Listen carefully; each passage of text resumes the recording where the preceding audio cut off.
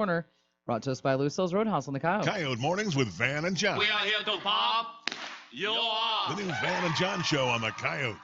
This is Vanessa from the new Van and John Show. Listen, if you're ready to go out to eat, start with Lucille's. First of all, they have a whole new look you've got to see inside the steakhouse and the banquet room, so go and check that out. Second, they are doing everything possible to make sure you can go out to eat at Lucille's safely, but still be able to enjoy the atmosphere in a comfortable environment. Third, they're just dying to show off what they've done, so come and see what's new at Lucille's Roadhouse off Airport Road in Weatherford. Fourth, okay, I'm done counting, just kidding. Hi, this is Wayne Morris of Hear Gear Hearing Aid Centers. We have reopened our offices. We sanitize between appointments, wear masks and gloves, and screen our employees and customers for signs of illness. Your health and safety has always been our top priority. If the past months have taught us anything, it's the importance of staying connected and informed, and your hearing is the key. Never feel disconnected again. Make an appointment today for a free consultation to ensure your hearing needs haven't changed and your hearing aids are working properly. And check out Time Magazine's 100 Best Inventions of 2019, the Livio Edge AI. For a limited time only, get $1,000 trade-in allowance and 0% financing for 18 months with approved credit. Try on the Livio Edge AI and hear the superior sound quality. Call and make your appointment today for you or your loved one, and let's make sure you are connected. Hear Gear Hearing Aid Centers in Weatherford, Elk City, Yukon, and Altus. Find us online at heargearok.com and on Facebook. Equity Exchange is a member-owned cooperative founded in 1919. They have facilities in western Oklahoma located in Weatherford, Corn, and Eakly. They offer a diverse portfolio of products and services including dry and liquid fertilizer, crop protection products, seed, and custom application. For all your summer crop needs like fertilizer and chemical spraying, call Matt in Weatherford, Dustin in Corn, or Jason in Eakly, serving farmers and ranchers all over Oklahoma, Texas, and Kansas for almost 100 years. That's Equity Exchange. Hi, this is Susie Save-A-Lot, and listen to these big savings for this week only at Save-A-Lot in Weatherford. Pillsbury Grand Biscuit varieties, 16 ounces for just $1.79. Nature Valley Breakfast Biscuits in assorted varieties, just $2.49. And Coburn Farms Natural Sliced Cheeses, only $2.49 in assorted variety. Don't get bogged down in long lines in big box stores. Shop at Save-A-Lot. It's quick, easy, clean, and safe. Washington and Maine in the Weatherford Shopping Center. Shop Save-A-Lot today. Hi, this is Bruce Walker, candidate for Custer County Commissioner. There are many important issues on the ballot, and I'd like to remind you to get out and vote on Tuesday.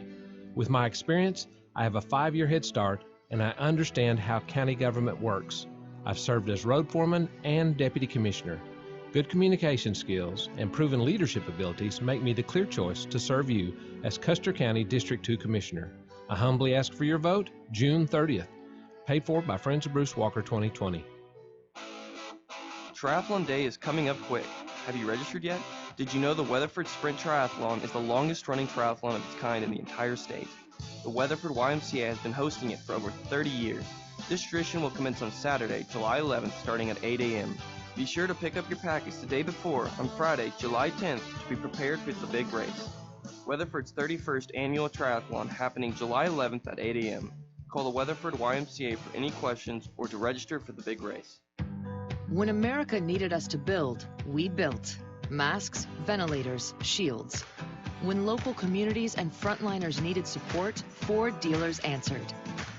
And now we're open and ready to serve you with special offers and deals across the Ford lineup. Stop by a Ford dealership or go online. We've made it safer to shop, easier to buy. Built for America. Built Ford proud. New Van and John show on Coyote Mornings. Welcome to Conversation Corner. It's brought to us by Lucille's Roadhouse. Open for breakfast right now. Tomorrow, all you can eat fish and chips at Lucille's. Chuck Frantz is our guest this morning. He's running for Custer County Commissioner, District 2. So tell us, who is Chuck Frantz? Who? If we don't know anything about you, who are you? Yeah. Well, I'm a Weatherford resident. I've been in Custer County most of my life, and I think I'm a good guy. If you don't know who I am, Yeah. But I've had a desire to be a county commissioner since I was really young. I worked for the county when I was in high school, and then after school graduation, I stayed there till I moved into the oil field in during the 80 oil field boom. I jumped over there and left the county. But throughout my life, I've thought, someday I would like to go back to the county and I'd like to run for commissioner, and never was able to do it because one thing, I couldn't take the pay cut, and I had other businesses to take care of, and it's just timing wasn't right. We had to raise our family. We had take care of our businesses, and now at the point where I can and I want to, and there was an opening. So I want to win this race, and I want to be your county commissioner. I know I've got enough skills to do it. So giving it a whirl. There you go. No, I like it. I mean, I'm with you on the skills thing. I mean, you just got to be able to say A or nay, right? That's the only skill you need to be a county commissioner. Well, yeah. Right? Well, I guess I didn't know that. It's easier than I thought then. Right. You're the voting yes or no, and when things come up. But no, I think you're right. It's more than just that. Roads and bridges. I swear that we just beat you guys over the head with roads and bridges talk, and it's very sexy and exciting anytime we get to talk about roads and bridges. But it's one of those things, though. But we got to at least bring it up. What is the?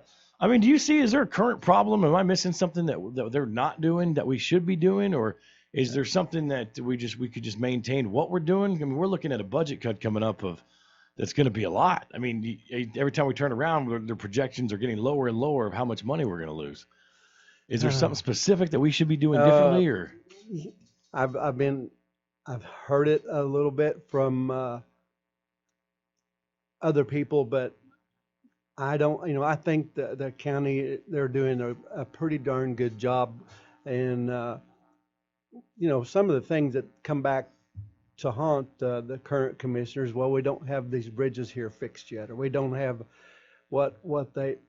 the money for those projects wasn't here yet. Yeah. It's just now coming in, so those bridges will be fixed. In fact, they're under repair right now. I mean, right now they're working on them, but it took forever for FEMA to fund them. That's right. And that was the big delay, and the county didn't have the money for those repairs, so it kind of, people got to grumbling because they wanted them done. And I get that, and I'd felt the same way, particularly if I was living over there or something. Yeah, having to drive 5 miles out of the way to get to where you want to go. But things are pretty decent. I don't want to say that we've got a problems and it's big crisis. I don't believe that's true. I think we've got good commissioner. He had some bobbles, but to me, everything, we just got to carry on. When I get there, we carry on and we do the best job we can. Yeah, we're going to have a little bit less money to work with, maybe a lot less, but it's at least a year down the road before we have to start addressing that. So I think they're probably thinking about that right now. The other two commissioners are thinking about what we may have to cut back down the road. But this year's budget has been approved, and we're going to carry on as business as usual, and take care of the roads, take care of the money. There's the commissioner takes care of the sheriff's office budget and the courthouse. So there's a lot to do beside roads as far as taking care of and not overspending. I got you. So I understand that. Now tell me about this. The other day we just kind of brought this up, and just kind of anytime I can stir the pot a little bit, I like to. But there was the fire chiefs in Custer County kind of came together and recommended that the county commissioners put on a burn ban. And then the county commissioners met and they thought and they decided against it, said that we think due to the rain that's coming and the rain that's already come, that we're going to be okay. And they're not alone in this decision. I think only Major County and the Panhandle are the only two areas currently under a burn ban. But I know we don't do just because everybody else is doing it. But what are your thoughts on that? Because sometimes if you agree to disagree with, when the chiefs come and recommend something like that. Well, I've been attending all the county commissioner meetings since the first of the year, and so I'm trying to pick up on what their logic is and why they make these decisions and that decision. But it was based off, best I could tell, they were going by the the most recent rainfall and what was projected or forecasted, so they didn't feel like it was necessary. I know these burn bans do put they put a bind on some of the farmers and ranchers of how they're operating when they can't do any burning. Well, yeah. Plus, So- more importantly, 4th of July weekend's Oh, coming yeah, up. yeah. All right, listen. Yeah, we need to build. I got to be able to blow. I need a firecracker in my Right. life. Celebrate. Very cool. Sheriff's Department, of course, is the other big one. It's the biggest expense that the county has when it comes to the jail and the Sheriff's Department running around as well. As a county commissioner, kind of overseeing that, how do you feel your role is playing in that? Is it more of like an auditor, kind of let's look, see what we can do, or do you like the way it's currently set up with the county and run? Do you want there to be something different, or is the finances going in the right places? I guess is my question. That's the biggest budget in the county, Right. And it's always a problem. I've got friends in other counties that are commissioners. I've got friends in other counties, particularly a buddy I grew up with, he's on the board of excise board at home, back in the home county where I came from. And jails are a problem everywhere you go. Yep. Sheriff's office, they're always there's never enough money for them. Yep. It's an expensive animal to feed. So I think that's never going to be easy. I think you got to do the best you can. Maybe curb some of the spending. Maybe do a little better job of accounting. They might need to balance their books a little better in the future. And I think they've addressed those needs already. And I think that jail's probably going to be as about as good a jail as we're going to have in the state. It's just constant management and upkeep problems. It just goes with a jail. I feel like it's new still too. But... Yeah, it's not very old. Yeah, no, you're right. But we say that, but it is kind. I mean, it's getting older. How old is that jail? Somebody, let's take a guess. Anybody? I think it's probably 7 years. No, it might be older, 8 or 9. Yeah. Probably 10 years. Right, 10 years old. I mean, that's not new anymore at this point. Yeah. Well, I know if he was inside there, it'd seem old. Yeah, exactly. Really? Exactly. I mean, if I you feel like it locked looks up. good. I don't know. I spent 23 hours in jail once. I swear I'd never go again. Really? Oh my goodness! I'm telling you, it's awful. Like it's not supposed to be pleasant. It's not fun. So it was just terrible, is what it was. Chuck Frantz is joining us as a guest this morning on Conversation Corner. He's running for Custer County Commissioner, District 2. And you say you feel like you're the man for the job. What qualifies you to be the man for the job? Ooh, that's a good one. Okay.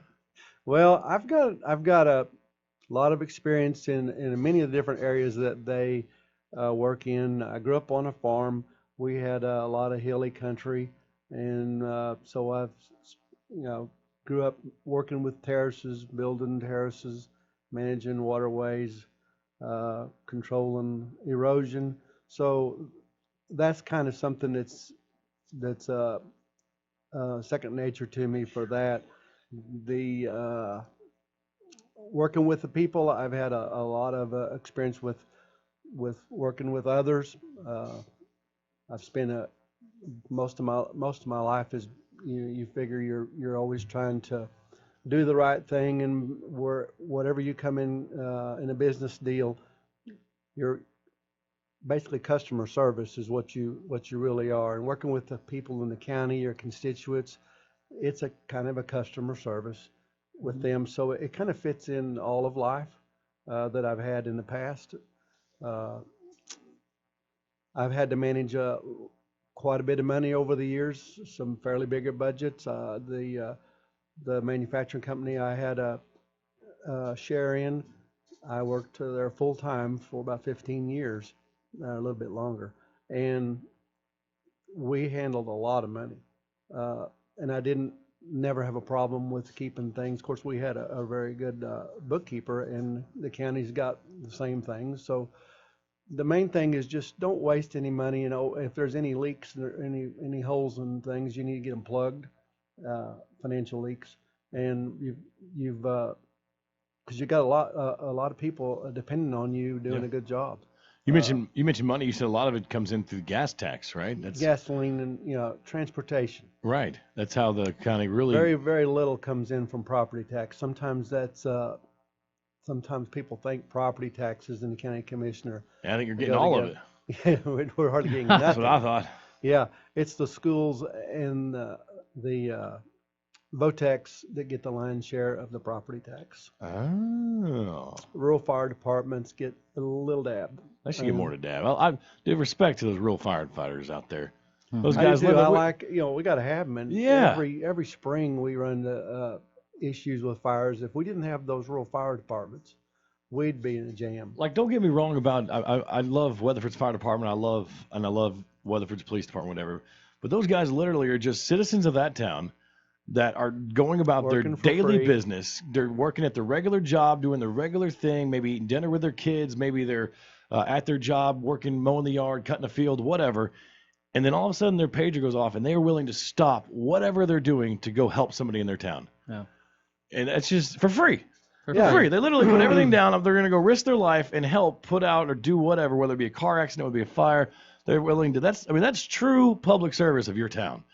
Anyways, it's it is. I mean, it's a noble cause. Yeah. You got to hand it to them, and because they are taking care of you whenever you have a crisis. Yes. And the Weatherford's fire department, though, they do a lot to help these rural fire departments. Now hold on, Carlin's head's going to start getting big again. We got to be careful. Not listening. But we need them. I mean, we need them both. I don't think the rural fire department could ever function without the help from the bigger fire departments. And I like what Carlin does for these guys. Very nice. All right, tell me about your personal life. You said you've got kids, you got grandkids, you got not no grandkids yet. Oh, let's go. But yeah, well, my daughter, we just have one child. We started late in life. My wife wanted to finish school before we started. She's been an optometrist here for the last 25 years in Weatherford. That's cool. So a lot of people know her that don't know me. Where's she at? Right across the street from McGill, cat a corner from Brahms. Okay. Trey Mitten, the attorney's office. He's the front half. She's the back. They've been there together since the building was built. That's eyes, right, Vanessa? Yeah. I was making sure. Last I knew it. Sometimes I get my my gologies and tristies confused. So anyway, she's my wife from Thomas, and then we have a daughter, Chasley Jo. She was born here in Weatherford at the old hospital, and went through school here and went to Southwestern while she was what they call concurrent classes. While she was in high school, she went there too, and then went off to Tennessee, to Belmont University, and found this guy she's going to marry. Hey, there you go. She's engaged. She lives in Nashville? Yeah. Is that right? Wow. How's that been, Dad? Something to get used to. Yeah, I cannot imagine. I've got 3 little ones, and they're all girls right now, and I dread that day. I just don't know how I'd handle it. Yeah. I think I'm lucky. I think she picked a good guy. That helps. Yeah. Is there such thing? Because that's my other thing. Am I ever going to think there is a good guy for my daughter? I told him when he asked me if he could marry her, he wrote me a 2-page letter. Oh, and, wow. It buttered me up, I can tell. Yeah. I told my wife, I said, all right, I'm going to have to tell him it's nothing against him, but there's ain't going to be a guy that I'm going to like. But then he got a haircut. And he started looking like a conservative Republican. I said, I think I like him. Oh, man. Well, you had to know she would find a musician to marry, right? That's true. Nashville. Yeah, That's true. She was born with a fiddle in one hand and a piano keyboard in the other. And so wow. She loves music. That's awesome. her life. And that's what he does. He's grounded right now. Oh, I can imagine. I bet. He just got started. I think he did 2 or 3 concerts with Eli Young's band. Oh yeah. When it rains, I don't mind being lonely. Sorry. I don't actually keep up with those guys. I don't worry about it. I can sing. You want me to sing another one? Yeah. Oh, Vanessa, what's another one? We have When It Rains is in. What's the other one? There's a lot of them. It's not coming Girls to from mind Oklahoma right roll. No, that's the wrong one. No. It's I can tell Oklahoma you a few, Girls. Merle Haggard's, and then that left. That's back how far I go. Crazy Girl. Crazy Girl, yeah, Crazy Girl. All right, sorry. But the boys from Oklahoma Roller, that's the whole different. That's a different, different one, band. Yeah. You're talking about Oklahoma Girl. Yeah. Very cool. That is exciting. That's I cannot imagine that being. But so, are you a musician or your wife or how's that?